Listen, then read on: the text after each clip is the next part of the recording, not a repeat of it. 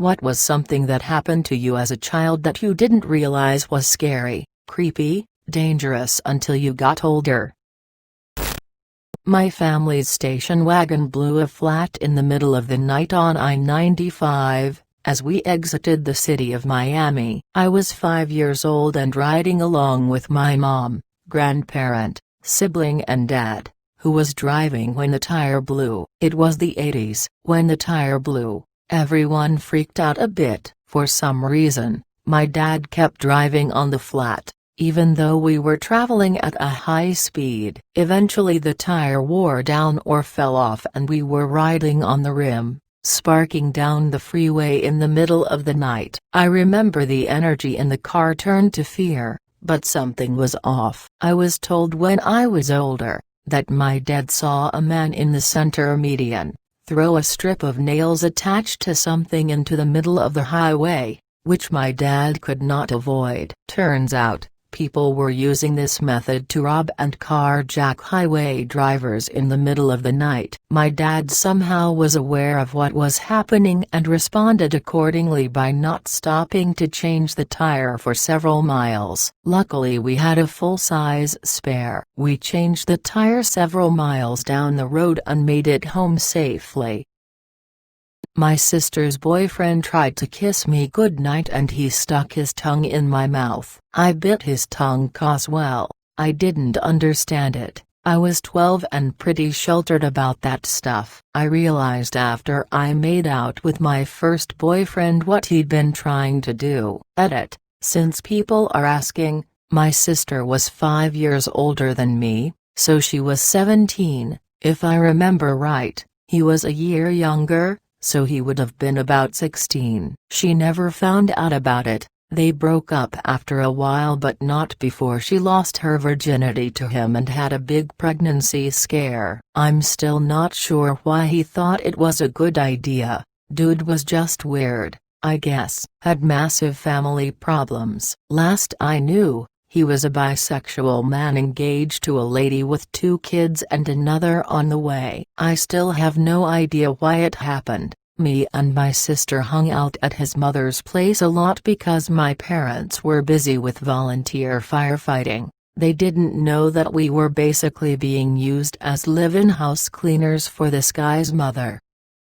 Nanny was supposed to pick me up from an after-school thing I was doing. She was a bit late, so I decided to walk home. Thing is, the school was 6 miles from my house and I had to cross 2 overpasses to get there, which I did while lugging my stuffed backpack. I made it about 5 miles before getting too tired and resting next to the sidewalk near the local mall. Then this guy on a motorcycle asks if I wanted a ride. I said yes, because fuck walking in the surprisingly creepy home stretch to my house, and hopped on his bike. We ended up talking a bit and I found out he was an armored truck driver named Ray. He dropped me off at my house and that was the last I saw of him. My parents didn't find out until a few years later when he showed up at the house, asking for some cash to buy his kid a Christmas present,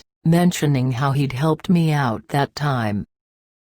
I had a kindergarten teacher who always gave me extra attention. He would bring me little gifts, hold my hand, walk me to the bathroom. After a few weeks my mom started asking me questions, and I told her how he would take me into the coat closet for special talks and would give me lots of hugs. My mom took me over to where my dad was working and had me tell him. And then we all drove up to the school and my dad beat the crap out of him. The next day I was put in a different classroom and I didn't see him at school anymore. When I was in 6th grade I walked into a meth class for the first time at the start of the year and he was the teacher. It all just kind of clicked in my brain when I saw him, what he had done and might have tried to do and why my dad beat him up. Needless to say, I went to the principal and made them call my dad, and when they told us that,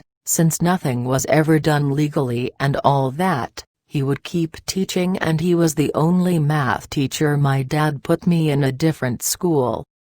I grew up in Detroit, and because violence was the norm, I didn't realize how terrible some of the stuff I witnessed was. I even thought, cool, a good story to tell the kids at school. One particular story is of when my neighbors across the street, a couple and the sister of the couple, got into a very violent fight. There was so much blood. The husband or boyfriend was beating his lady and kicking her all over her porch. Then when her sister came home midway, she's like, hell nah, and gets a 2x4 from the alley and starts beating the crap out of the guy. He leaves and gets something else and starts beating her, and the girlfriend is just trying to break it up, but she's getting hit and they're all really beaten up. I lived with my grandparents, these sweet old classic Mexican types from the country, and we just all go sit on the porch and watch what the crazy white trash neighbors are doing, and it never occurred to me to call 911 or do anything. When the cops came, I remember thinking that calling them was a good idea. When I was younger, we moved into a house in the woods. It wasn't completely finished yet, no screens on the windows, unpaved driveway, just dirt and rocks, etc. We also had a huge wolf spider infestation. Apparently the house was built on the headquarters of all wolf spiders in the US. Wolf spiders can vary somewhat in appearance. Some are gray and very hairy, some are brown and more smooth. Freaked out when I saw one at first, but then I thought, they look really cool, so as long as they don't bite me, it's okay. Anyways, eventually I just got used to them. Sometimes I'd see a baby wolf spider and just sort of play with it, otherwise just let it be around while I do whatever I did as a child. Either way, they were everywhere. It wasn't until much later that I saw what young wolf spiders really looked like. And the things I had been playing around with the whole time were brown recluses. When I was 10, I was given some money to go to gas station to get some soda and candy for me and my mom. When I was walking to the store, a Mexican in a old car came driving real slow like. He asked me if I wanted a ride. I said shit yes. He starts asking me about school and stuff starts getting weird. It smells awful in his car. Later on I realized it was black velvet. So we are at a stoplight across from the gas station. I run to the gas station and started jumping on the tube to make the bell go off. The old man who owns it came out and threatened to beat my ass until he realized the Mexican was staring at me from his car. Well, he yells some choice expletives at the Mexican and tell me to go inside. Old man calls my mom and she told me to walk home and don't drop our sodas. I could have been kidnapped if not for the surly old racist. My stepfather is a pedophile. I realize it until I found child pornography on his phone. Even this, I was a bit doubtful. I look back now at all the things we had done, the situations we were in, the dirty positions we accidentally found ourselves in, and it makes me want to vomit and die. I couldn't believe I didn't find something fishy when the cops got called on us at Pizza Hut because a family thought he was acting too inappropriate with me. He continued to get crazier and creepier, and even gradually attempted to kill my mom, so I assume he could have me alone. Edit. I told you all my childhood horrors and I'm a bit disappointed to be accused of lying, although I should have expected it. My story is 100% real and I am still living in hell because of that man. I have night terrors, I have several mental illnesses, I'm incredibly depressed and often suicidal, and I am a victim and trauma is real. You have the right to your opinions. You have the right to not believe my story. But please understand, this has ruined my life. Sorry, I slept a while. We moved away back in 2011 and life has gotten better since then. I'm 15 right now, and have been in multiple psychiatric hospitals since then because of attempted suicides, self-harm, and a few psychotic episodes. I have nightmares to this day. Every day it seems like. I can't get over what he did. He brainwashed us into believing the outside world was bad. He would deny my mother medical care. She's physically disabled and has chronic pain. Wouldn't take her to the dentist so all her teeth fell out, and she desperately needed a hysterectomy because she was constantly losing tons of blood on her period. He lives 250 miles away, but is still in our life because he and my mom are married. My mom can't afford to get a divorce and he refuses to pay for it because he wants to still be legally my stepfather even though I don't ever talk to him. An answer to a reply below. I also apologize for the new account. I have had multiple in the past but am constantly deleting and remaking them because the accounts never feel complete or never feel right. OCD is not something I enjoy having. Added to, I'm actually a bit frightened right now. I'm getting death threats over PM and people threatening to dox me along with sending me links to Facebook profiles attempting to find me. All I wanted to do was share my traumatic childhood story. I'm deactivating my account before anyone else gets closer to my identity. Not creepy, but a near-death experience caused by stupidity. When I was 7 or 8, me and a couple of buddies ran wild in the local woods every day. Our parents just let us out of the house in the morning and expected us back for lunch and dinner. Apart from that, we weren't supervised at all. We had our camps and our favorite climbing trees, wasps' nests that we kicked, a box of found porno mags and all the other things that you used to find in the woods in the 1970s. One day Joe had stolen a box of matches from home, so we decided to make a bonfire. A development company years before had tried to make a subdivision in the woods but had run out of money after a few roads were built, so there were no houses but there was a big expanse of concrete to build it on. We were dumb, but not dumb enough to burn down a forest. We piled up kindling and sticks and made a good old fire that we took turns in running across, trying to light the soles of our shoes. Then we added logs until we had a pretty sizable blaze going. This started to get boring, so we scouted around the woods for other stuff to burn. Someone threw an old paint can onto the fire and after a few minutes the lid burst off with a satisfying pop. Wanting to repeat that fun experience, we looked around some more, and eventually someone found a mostly empty gasoline can. It was the old metal kind with a hefty lid. We threw it in the middle of the fire and stood around waiting for the lid to pop off like with the paint can. It sat there for a long time, and then just as we were getting bored and about to go do something else, it blew a flaming smoke ring. This was amazing. We gathered closer to see what else it would do. And the next thing there was a flash of light and a huge boom, and everything went silent and black. We had all been blown flat on our backs and were just coming round, trying to work out what had happened, when we heard adults shouting and the sound of running feet coming from the edge of the woods. Our ears were ringing, our faces were scorched, our hair and eyebrows were singed like in a Charlie Chaplin movie. But we couldn't possibly allow ourselves to get in trouble, so we picked ourselves up and limped away and hid in the woods, watching while the grown-ups cleared up our disaster area. Edit: I just looked up those old woods on Google Maps, and they finally finished the subdivision. The name of the cul-de-sac in which we blew ourselves up is now called Firethorn. I wonder if someone remembered.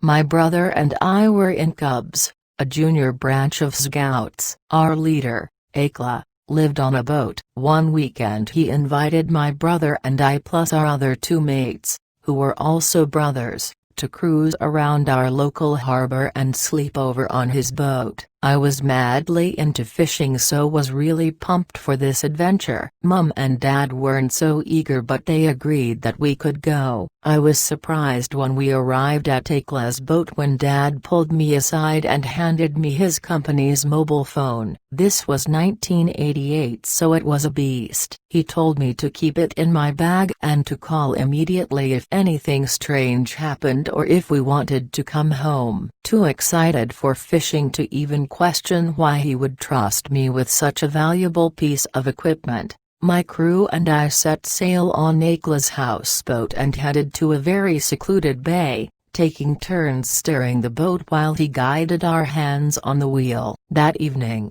after catching a few fish, we cooked a barbecue and, since there was no TV, me and the boys suggested going to bed. Despite Akla's attempts to keep us up, we just weren't interested in talking to an adult and were keen to hit our bunks below.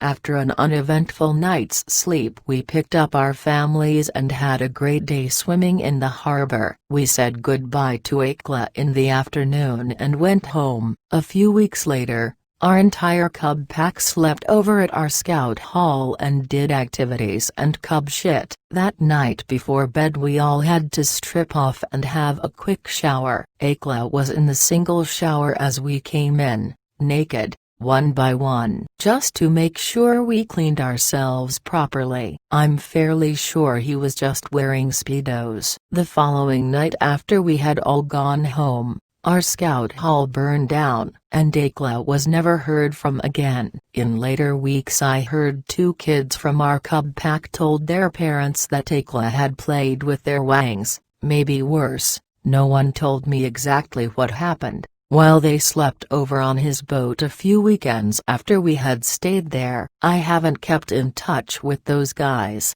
It was almost 30 years ago, but I hope Akla didn't fuck them up too bad. We were 4 boys under 12 in the middle of nowhere with a guy who wanted to do horrible things to us. It could have ended so much worse for us. Okay, so I knew it was dangerous then, but it saved a life. Well, every few years, during the summer, my family would have a get-together at a timeshare. So, one of those vacations a couple of my cousins, who had to both be either 8 or 9, are playing on the back deck of one of the housing units we had. So, there's this fencing around the sides of the deck and, off to one of the sides is one of those old black Weber charcoal grills. So, my one cousin, Joey, is chasing after the other one, Lenny. Well, Joey hopped over the fencing and was running down the yard when Lenny tried to catch up, but Lenny wasn't all that nimble. Lenny ended up losing his balance while trying to scale the fencing, which was about waist height. As Lenny is falling back, I see him kick the Weber grill. Lenny is now on the floor, on his back, and the Weber was about to fall on him. I run across the deck and push the grill out of the way. It hits the floor. Everyone is gasping and either scolding Lenny or thanking me. Well, one of my aunts noticed that the charcoal spilling out of the grill is still red, meaning the grill was on. At that moment my right hand, the one I used to push the grill, swells up like a damn football. Lenny was so freaked out and thankful that when we all had settled down and I got my hand all aloed up and wrapped. He held my Uno cards as the rest of the cousins played one intense game of Uno. Fast forward to 2008, Lenny was killed in Iraq while serving in Operation Iraqi Freedom. At his wake I told this exact story and I broke down. Like, full-blown meltdown.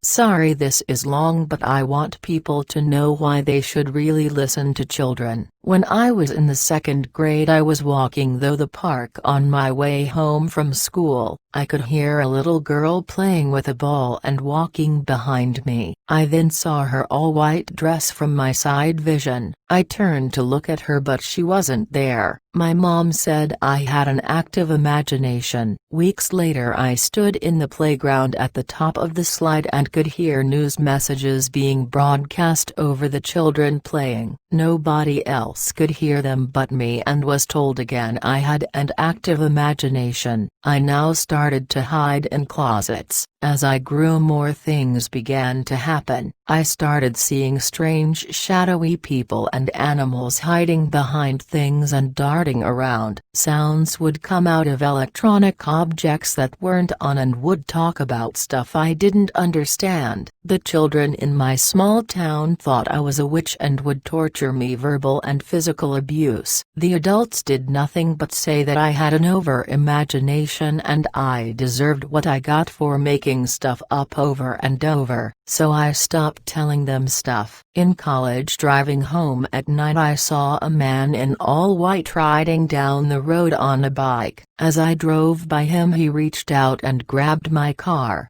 I was going about 40 miles per hour at the time. He was trying to get inside, so I slammed on the gas, but he wouldn't let go. Then he just wasn't there. I started to drink, do drugs, and sleep with anyone who let me, just to escape the madness. It wasn't until I turned 30 when I started to hear people through the walls in my apartment. Normal, right? The people were talking about me this time. They talked about how they were watching me, how they knew my secrets and lies and would tell everyone if I didn't do as they said. I hid in a closet for 3 days as my husband would bring me food and slowly lured me out to go to get help. I have schizophrenia. To all the folks that have concerns me, I am doing very well now. I also have a great support from my family and friends. Even with all the scary/creepy stuff, I had a great childhood. Thank you all for your support.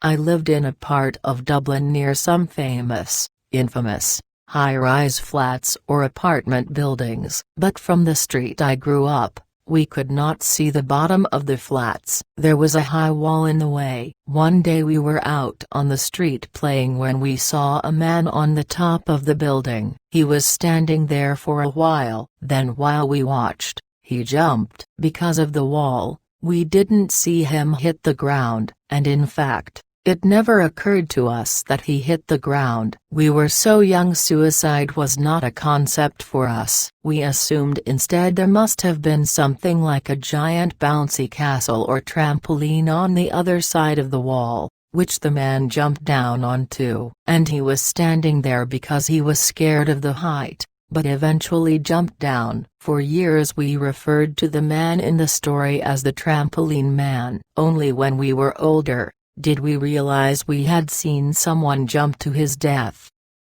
When I was a kid, there was a guy in my neighborhood who everyone called the Beagle Man. He lived on this weird little side street with only 2 houses on it, his trailer and the burned-out shell of what used to be a nice house. The rumor was that he kept a pack of beagles locked up in rabbit hutches in his front yard, and if you trespassed on his property, he'd release the dogs, hunt you down, and kill you. Fun stuff. Obviously I had to check it out. I walked over to Beagle Man's house, alone, and snooped around his yard. Just like the rumor said, there were rabbit hutches crammed full of dogs everywhere. I decided that I was going to go home and make my parents call animal control. So I went to leave when all of the sudden I heard the sound of a pump-action shotgun and a man's voice growl, "Wha the fuck are you doing here?"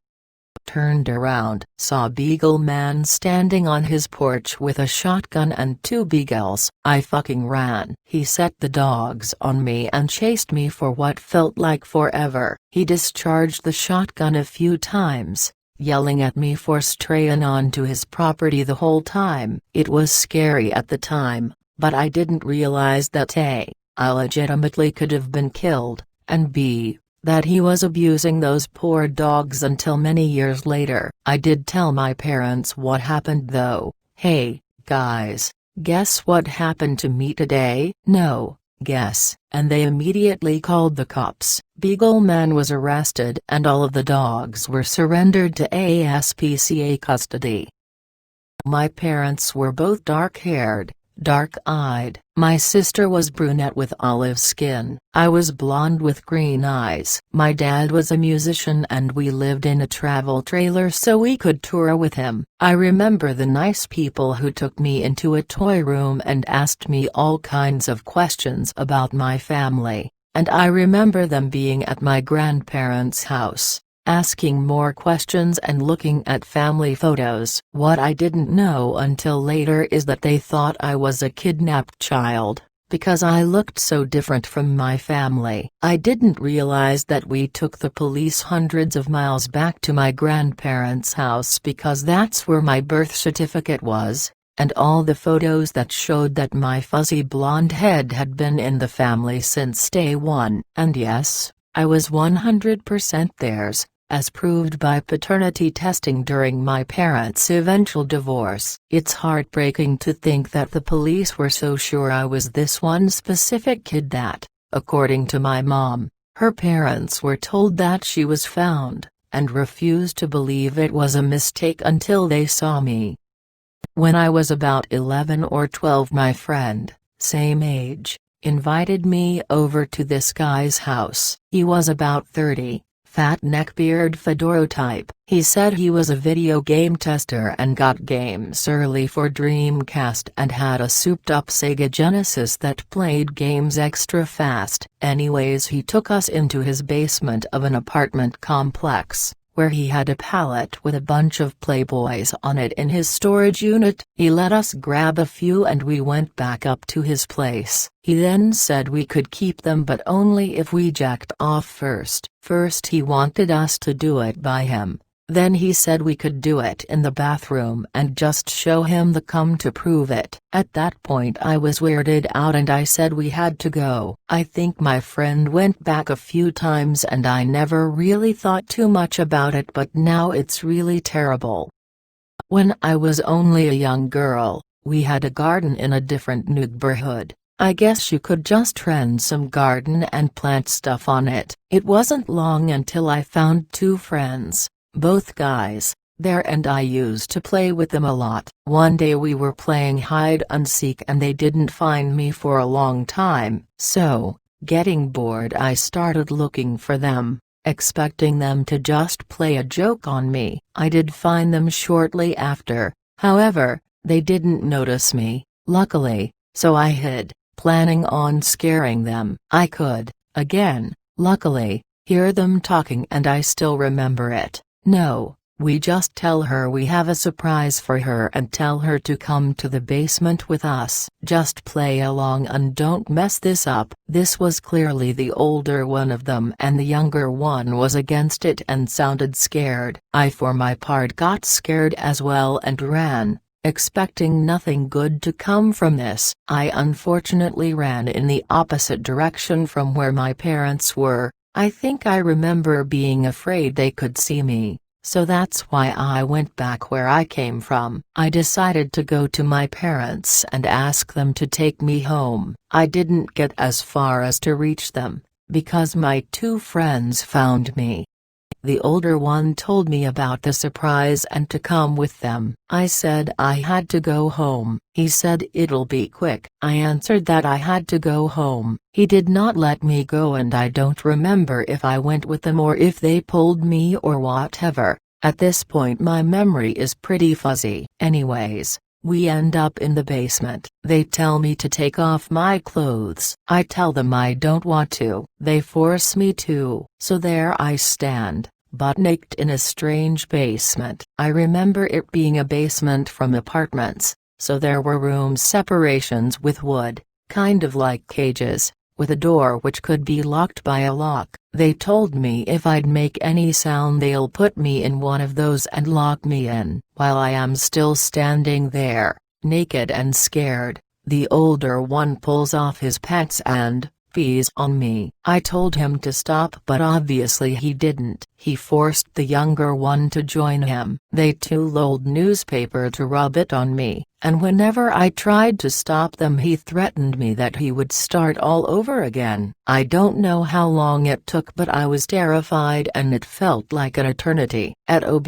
point, I could tell from a tiny window that it was already dark outside. My mum came calling for me. The older guy looked at me and threatened me not to answer or all will start over. By this point I just want to go home, so I answer my mum as loud as I can. She told me to come outside and go home, and I was never ever so glad to hear this while outside as a kid.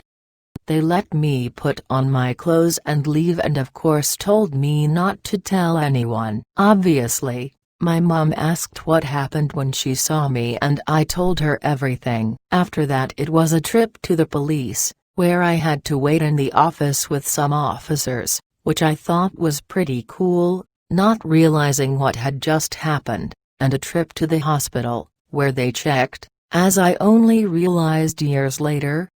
I was raped or not, I guess. I was like 6-ish at that time, but only realized what had happened and what could have happened like over 10 years later, when I remembered it by coincidence. I had forgotten it until then.